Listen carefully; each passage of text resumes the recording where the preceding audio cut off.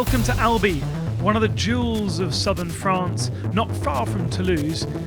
Its cathedral, Saint Cécile, was added to the UNESCO list of World Heritage Sites in 2010, and it's a perfect place for the fourth and final round of the 2017 Maxis FIM SuperEnduro World Championship.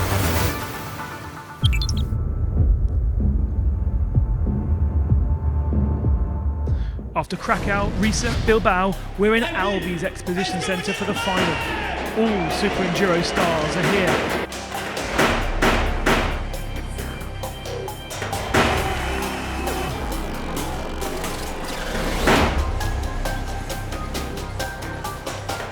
Will Colton Haker be able to conserve his World Championship crown? After the last round in Bilbao, the championship leader only has 11 points of a gap to Alfredo Gomez and 19 to Johnny Walker.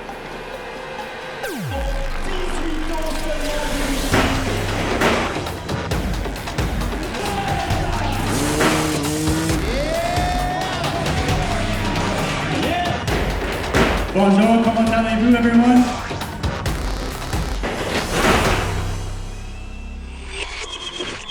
Let's now have a look at the French track with the former X Games SuperEnduro winner, Mike Brown.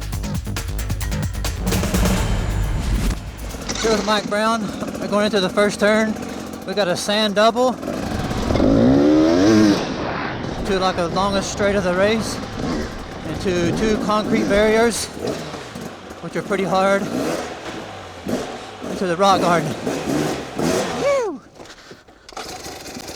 They turned the idle up on this beast. Oh no! Who put that there? You? Yeah, you did! Into the finish line, concrete. Into the tabletop, bogs. Into the single. To the sand section.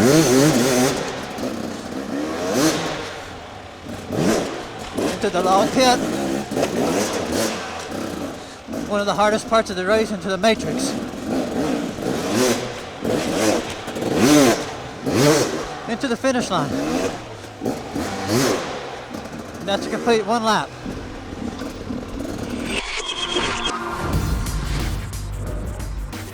Riders are preparing for the first heat of the evening, all against number one, the American Colton Haker. Haker on the Husqvarna is surrounded by his adversaries Alfredo Gomez and Johnny Walker, both on KTM machines.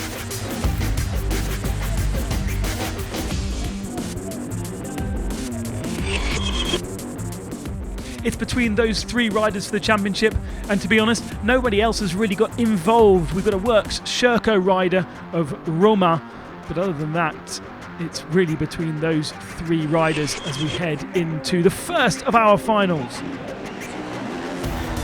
Before that, those Super Pole.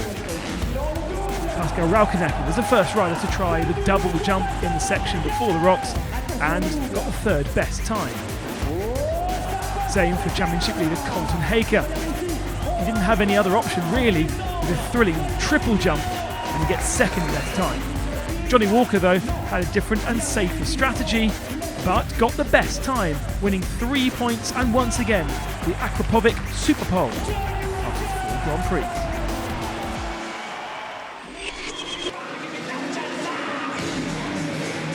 This final one then, Johnny Walker on the pole position, Colton Haker second, Alfredo Gomez so strong in his home race in Bilbao, down in fourth position, but I think it's he that's got the whole shot through the first couple of corners and into the rock section.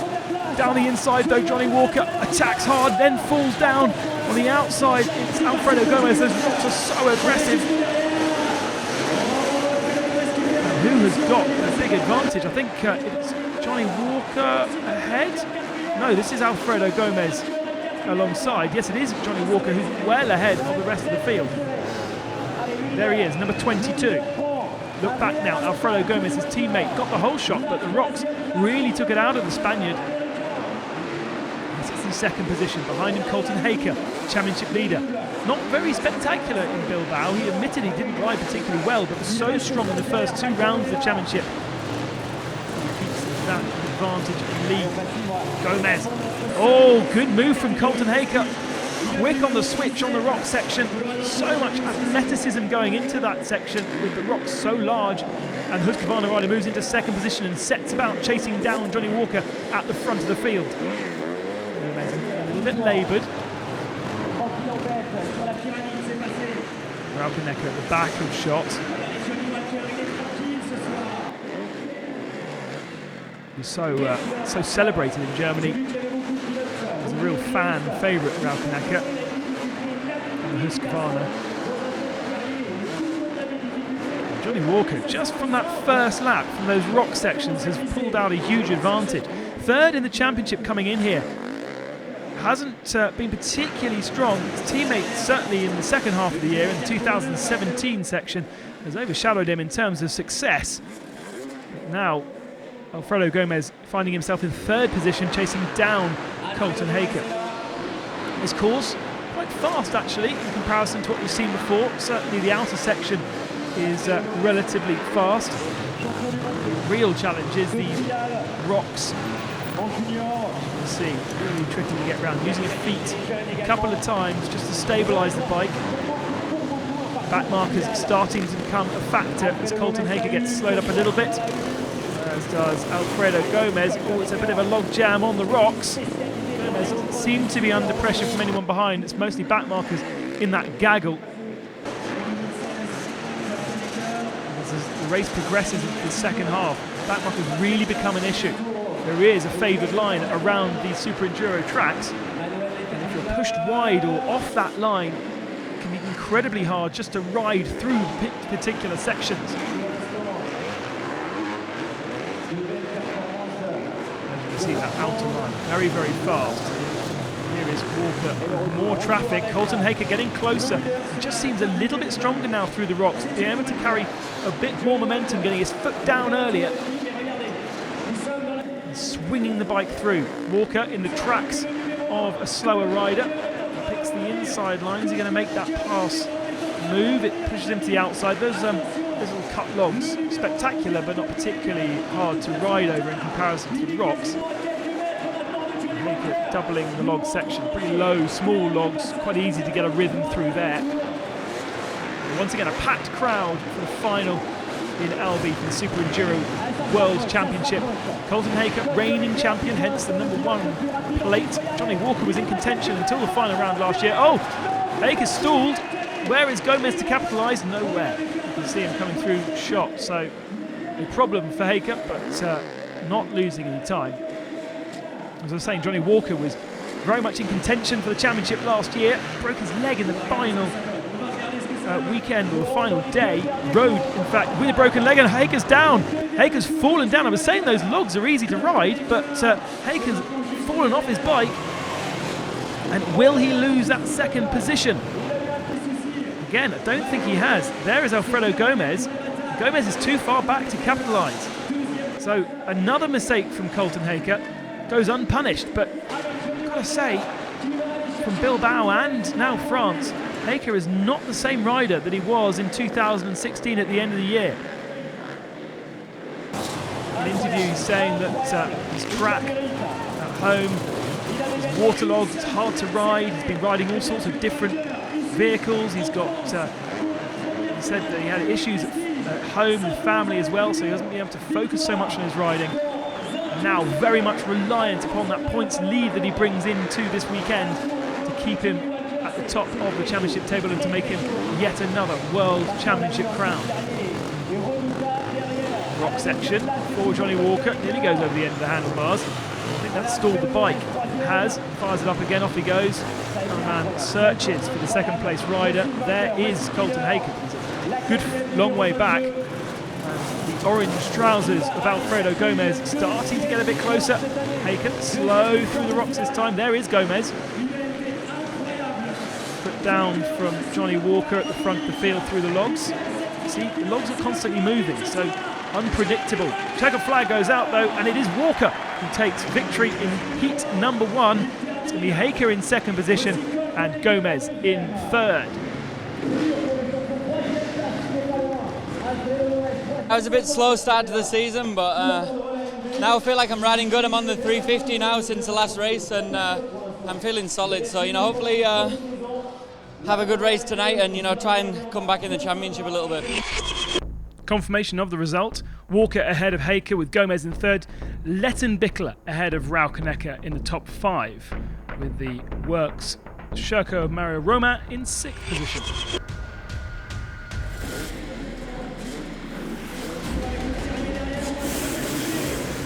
As the Prestige, the juniors is a tightened class between Chilean Herrera and South African Gutsi.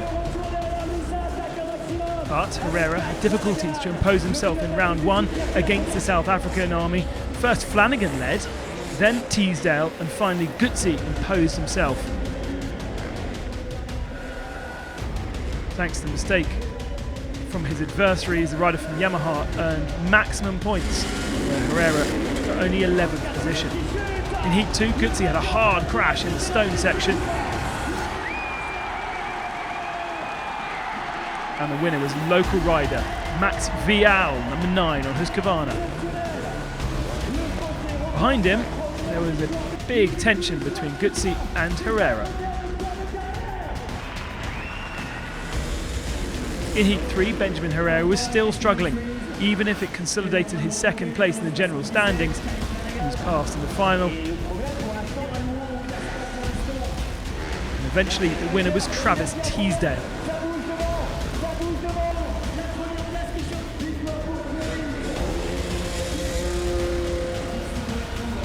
So the junior world title goes to South African Blaise Gutsi, who dominated the season. I got to give it up to my team, you know, they worked really hard. My mum and dad were coming to support me, everyone at home, South Africans, my sister, Claire and Alex, thank you so much for coming out here, and thank you. So to the Prestige. Reverse grid for the 2nd final, so the slower riders on the front row and the faster on the back. This is the big one. Who can get through the traffic the fastest and take the advantage? It's this race where the biggest gaps lie between the 3 riders, Johnny Walker, Alfredo Gomez and Colton Haker, all still with a mathematical chance of winning the championship. Down into rock section for the first time then. Who has got the whole shot on the inside line? Looks like Mike Brown, our cameraman at the start of the programme, on the inside line, and I think eventually gets out the rock section first. Johnny Walker is 4th at that particular point in time, but was stationary. Mike Brown's got a good lead. X-Games SuperEnduro champion has taken a bit of time to adjust to the FIM SuperEnduro World Championship. This is his first year. He missed the last round, so not in contention for the points, but for the moment on the Husqvarna, he is leading over or under the finish line for the first time. Now, where are our championship battlists? There's Alfredo Gomez, Colton Haker behind, so Johnny Walker's good start didn't transfer into a particularly good rhythm. We've still got a battle at the lead. Mike Brown getting out of the rocks just about, whilst others really blocked in at the back, and Johnny Walker sneaking a few more positions. It's Aurelien Desso on the 17 bike who's chasing down Mike Brown for 2nd position now, but Alfredo Gomez has been released and chased down by Colton Haker as well. So it's Brown, then Adesso, Frenchman, local. Fans really behind him. Brown's doing a good job to keep hold of this for the moment. Good pace from the American. But we've now got 4 for the lead with Colton Haker in that 4th position. Big gap to Johnny Walker, who's been held up in the rock section the last couple of runs. And now to the inside goes Alfredo Gomez. On the outside in the 17 is Adesso, who's slowed down. Johnny Walker's down on the rocks as well. Very, very aggressive. Now, I think the course setter has moved some of the rocks, and it's really providing a very, very tricky obstacle for everybody this evening. Whereas most of the track is very flowing, that seems to be a real problem. So we've lost Adesso from the front group now. It's Brown with Gomez to the outside of him, and round the outside of him into the lead. So Alfredo Gomez moves into the lead then. Then we've got two Americans in second and third. Colton Haker yet to pounce. I've got to say, that was a great move from Alfredo Gomez. Now can he keep hold of it? Keeps momentum through the rock section. Big transverse from Colton Haker. Flicks the front wheel across. Gets it straightened up and accelerates out the rocks and into second position past Mike Brown. Brown does lose a bit of time in the second half of these races. He might be short. They kind of tend to be about 7 or 8 minutes long only. But so much work to be done on the bike. So much transfer of movement and weight. And here comes Johnny Walker now. He's got the foot down. Still quite far back from our leading group. And traffic starting to come into play then. On the outside goes Alfredo Gomez. And poor old Colton Haker seems to have not really found a way through.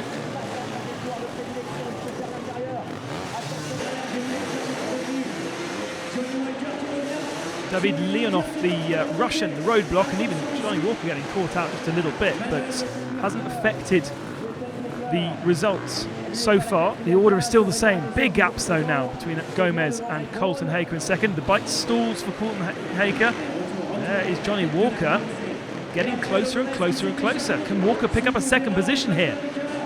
Clock says 1 minute and 12 seconds remaining, so that's going to be potentially 2 more laps of this Albi arena. And Colton Haker is slowly getting closer to Alfredo Gomez as well, so still lots to play for. The points really important now. If Johnny Walker can get past Colton Haker, he's a bit too far back, isn't he? But if he could, that would be a massive, massive thing for the championship to take away points from Colton Haker and his lead. It would have been done in the first race by the 2 KTMs.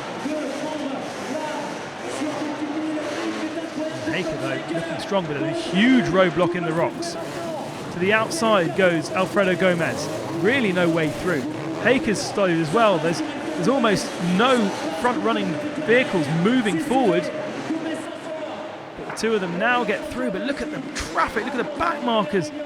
Be so careful not to get caught up. When you take a jump like that, it's so easy to land on the guy in front if they're not moving at the same velocity as you and without the same confidence that you might have. Either way, Gomez to the inside. Gets past the last of the traffic, heads towards the line. It's going to be a checkered flag for Alfredo Gomez. He keeps the championship alive until the final race then, with Colton Haker in second. It's going to be Johnny Walker who comes over in a messy third position. And let's see what happened on the last one. I didn't make a good Super Bowl, but anyway, still 20 points on the game, so let's try.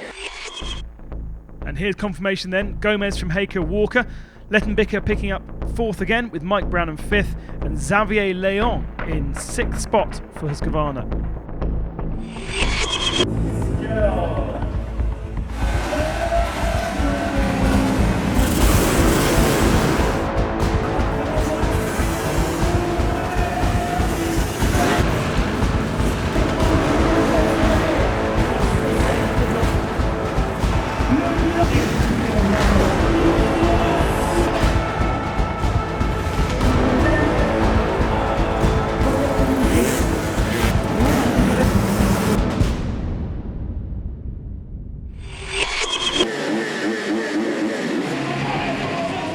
Still on. Colton Haker, Johnny Walker and Alfredo Gomez all with the opportunity to win the World Championship, and it's Gomez who takes the whole shot into the rocks for the first time.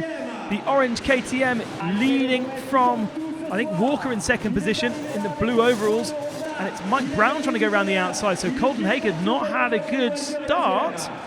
I hope that wasn't Colton Haker on the inside line, all propped up, not on his bike, going nowhere. Gomez being pushed hard in these early stages by Johnny Walker, who looks to want to grab a win. It's the only way that he can possibly win the championship, is if he takes the victory and other problems befall Gomez and Haker. And to be honest, if you look at the results throughout the season, it's between these three all the time for the podium spots. Raukenecker or Leckenbicker can't really compete at the same level, and As you can see, Haker for the moment is, I think, 4th or 5th. There's 2 Husqvarnas in front of him. Brown comes through shot. Haker drives down the inside of both of them and takes 2 positions. Aggressive, but needing to be done by Colton Haker. Puts him into 3rd position.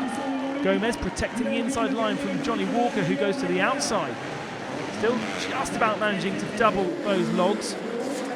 Not on the ideal line for him. He has to follow his teammate on the hairpin over the berms. Here comes Colton Haker then.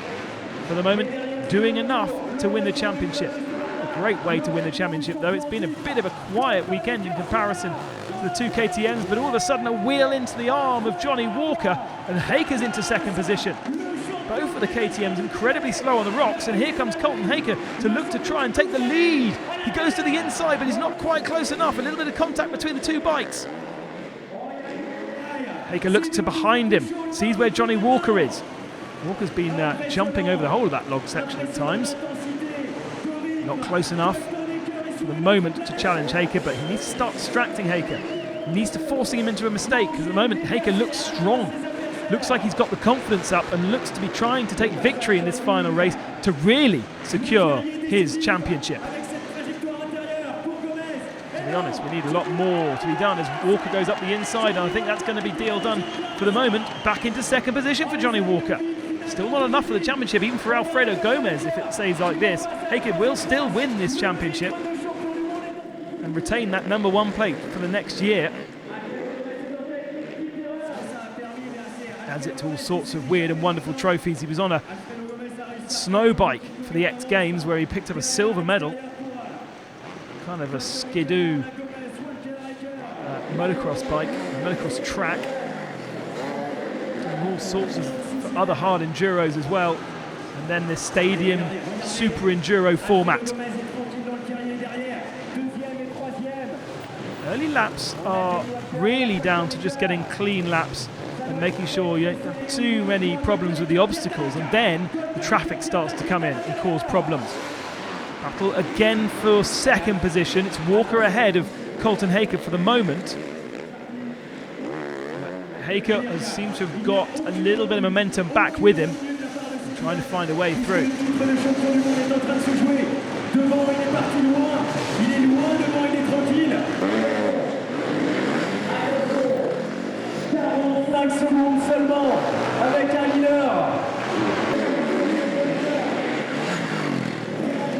Bit of traffic now for Colton Haker. A bit of a gap and a bit of comfort, breathing space for Johnny Walker. And Alfredo Gomez is way ahead.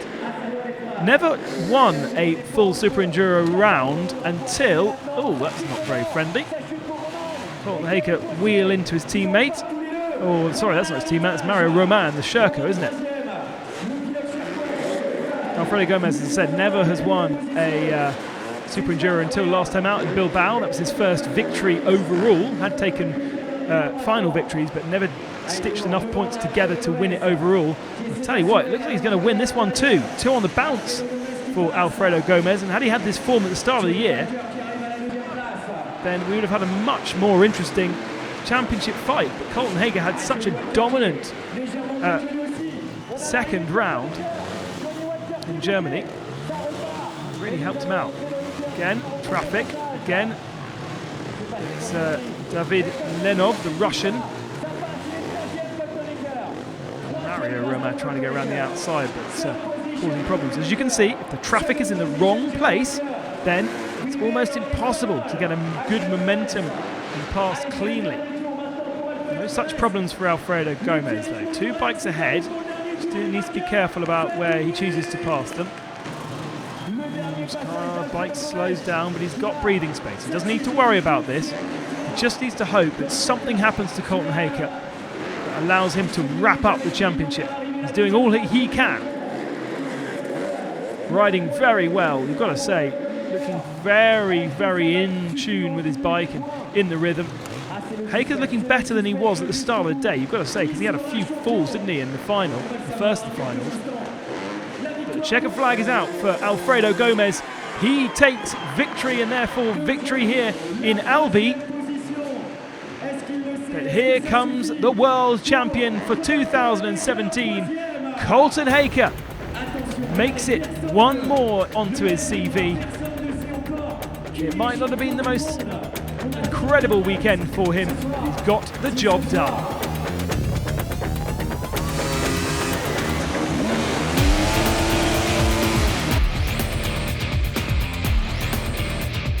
Coming in, I knew I had a strong racing and I was riding well, and but it just wears on you throughout the season, and going from one season to the next is tough, and backing it up and defending a title is just different feeling, you know, and I'm just happy I got the job done.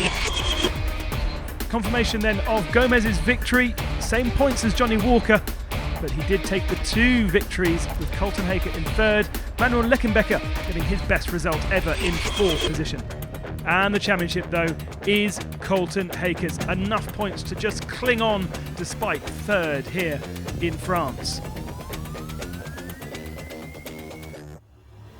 We've had a wicked season in the World Super Enduro Championship across 4 different countries. Plenty of racing action. Colton Haker is your world champion.